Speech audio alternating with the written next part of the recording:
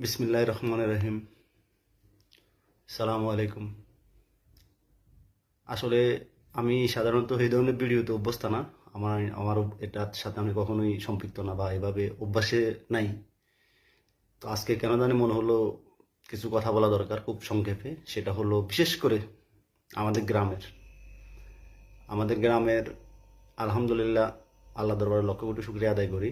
আমাদের একটা গ্রামের টোটাল অবকাঠামো পরিবর্তনের জন্য যতগুলো ধাপ আছে, মোটামুটি বলতে গেলে 75% ধাপ আমরা আমাদের গ্রামবাসী অতিক্রম করেছে। যেমন অর্থনৈতিক দিক আমরা আলহামদুলিল্লাহ স্বয়ংসম্পূর্ণ, মোটামুটি বলতে গেলে আমরা অনেকটাই রিকভারে এসেছি। তারপর আসেন রাজনৈতিকভাবে আমাদের গ্রাম থেকে অনেক ভালো ভালো অবস্থান করা লোক তৈরি হয়েছে, তারা ইনশাল্লাহ কাজ করতেছে। তো সবাই স্ব অবস্থান থেকে ভালো অবস্থানে আছে, কাজ করতেছে। অর্থনৈতিকভাবে আলহামদুলিল্লাহ আমাদের গ্রামের এমন কিছু লোক তৈরি হয়েছে যারা বর্তমানে গ্রামের মানুষ করে খাওয়ার জন্য কিছু প্রতিষ্ঠান দরকার, সেটা নিয়েও কাজ করতেছে। এগুলো নিঃসন্দেহে আপনার একেবারেই গর্ব করার মতো। আমাদের বা গ্রামে ঢুকলে মনে হয় আমাদের গ্রামে আলহামদুলিল্লাহ পরিবেশগত দিক থেকে অনেক ইমপ্রুভ করছে, ভালো লাগে। কিন্তু আমরা আমাদের গ্রামে একটা শিক্ষা প্রতিষ্ঠান এখনো পর্যন্ত আমরা ভালোভাবে ইস্টাবলিশ করতে পারি নাই। আমরা আমাদের প্রজন্ম থেকে প্রজন্ম অনেকে আসছে, অনেকেই অনেকভাবেই চেষ্টা করছে, কেন জানি হয় নাই, কেন জানি স্বয়ংসম্পূর্ণ হইতে পারে নাই, আল্লাহ মাহফুজ জানে, আমি জানি না।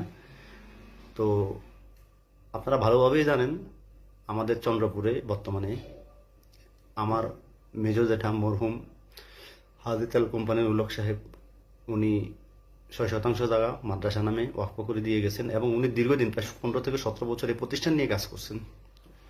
তো উনি যখন অসুস্থতায় হয়ে গেছেন, অসুস্থ হওয়ার পরে প্রতিষ্ঠান নিয়ে আমরা মোটামুটি কাজ করতেছিলাম। তো এক পর্যায়ে উনি তো আমার জেঠা গত বছর মারা গেছে, আপনারা সবাই দোয়া করবেন আল্লাহ ওনাকে জান্নাতবাসী করুক।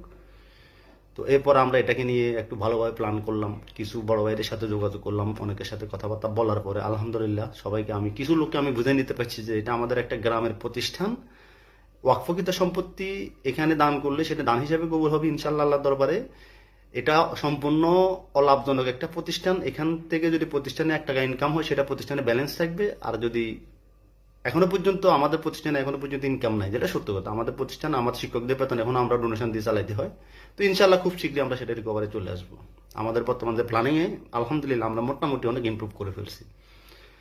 কিন্তু আমার সবচেয়ে বেশি বড় অনুরোধ থাকবে, আমরা আমাদের গ্রামে বর্তমানে যদি আমি 1 নং সিন্দুরপুর ইউনিয়নের ভিতরে দ্বিতীয় সর্ববৃহৎ জনসংখ্যার দিক থেকে আমাদের চন্দ্রপুর গ্রাম। প্রশ্নটা রইল, এই এত বড় বৃহৎ গ্রাম থেকে প্রতি বছরে